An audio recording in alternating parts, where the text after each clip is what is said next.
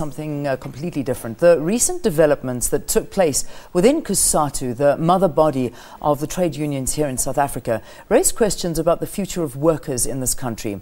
Are these developments likely to cause a shift in the unity that has been displayed by the Cosatu affiliates over the years?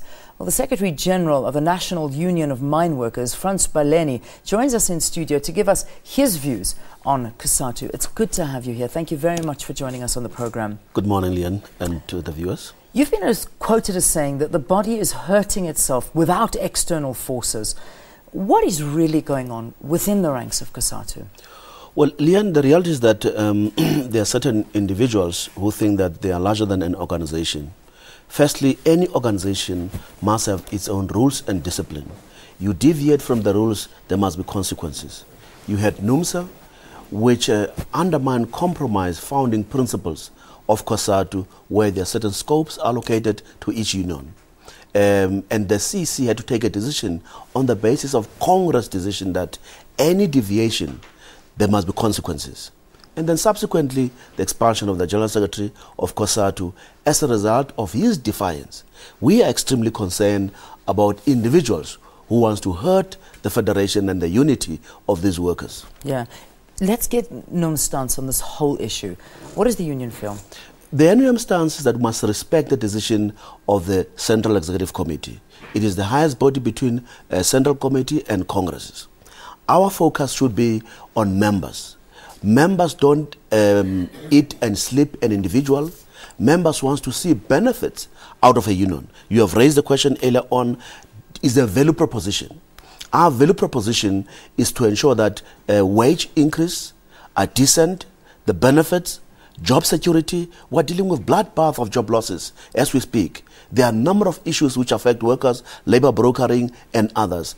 We're supposed to be seized with all those issues and not about individuals, Leon. But Zwelithini Mavavi is a big individual. He is a very vocal individual. He's a very visible individual. What do you think the impact of his expulsion from Cosatu is going to have? Leon, our approach is that an individual is never larger than an organization. Once you behave as if you are an organization, it simply tells us that you are a fake leader.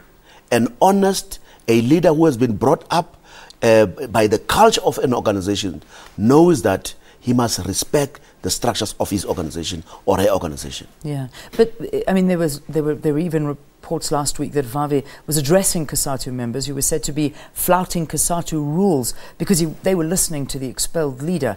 Is this not going to even, I suppose, create deeper divisions? This is a temporary setback. It's a short-term approach. Remember that Mr. Vavi is very angry. And by the way, he had this unending desire for leadership. We know that there was representation at Nkandla for him to be a deputy president of the African National Congress and possibly of the Republic of South Africa. That did not happen. So we need to offer him political massage, counseling to ensure that he does not go astray to an extent of dividing the federation and the workers. What about talks about the fact that Vavi may be starting his own federation? We are aware about those talks long before he has been expelled, that he has been talking to NACTU, talking to FEDUSA, but at the same time speaking in different languages that I want to build Cosatu, which is not factual. So we have to be united. As I've said earlier on, the focus should be on the benefits to members. We have just concluded a good deal with Goldfields. These are all issues we need to focus on and not individuals. Okay. Well, let's talk about the members now, and let's talk about the fact that something like this deal with Goldfields was signed, a 21% increase for Goldfield workers. Tell us more about this deal. We're quite excited, Leon, that we've concluded a 3-year deal with Goldfields of South Africa, meaning that the lowest paid, the large group of the lowest paid, which forms about 55%, will get 21% in year 1. And year 2, 14%, year 3, 16%. And the cash component, if you include other allowances, excluding bonuses, Leon, it means that the lowest paid will get 12,900 in year 1, 14,000 in year 2, and 16,000 in year 3. The housing allowance only is 3,000. By year 3, it's going to be 3,500. The public servants get about 750 housing allowance. Yeah, this victory, I imagine, is a much-needed victory for the National Union of Mine Workers, and also, of course, for the mine workers there, because so many people are worried about the future of Cosatu. And obviously it's the organisation, but it's the members that people are really worried about. What are your views? What are your words to ease any worries of people that are perhaps members of Cosatu? Our call is for all members who are belonging to affiliates of Cosatu, even outside Cosatu affiliates, that this is the moment that we must be united.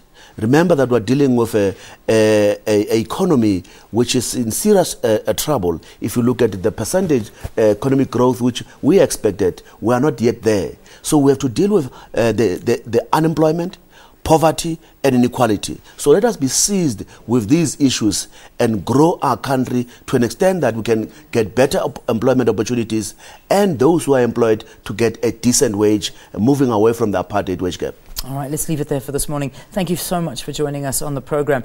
Frans Baleni, who is the Secretary General of the National Union of Mine Workers. Thank you very much for being our guest. All right, let's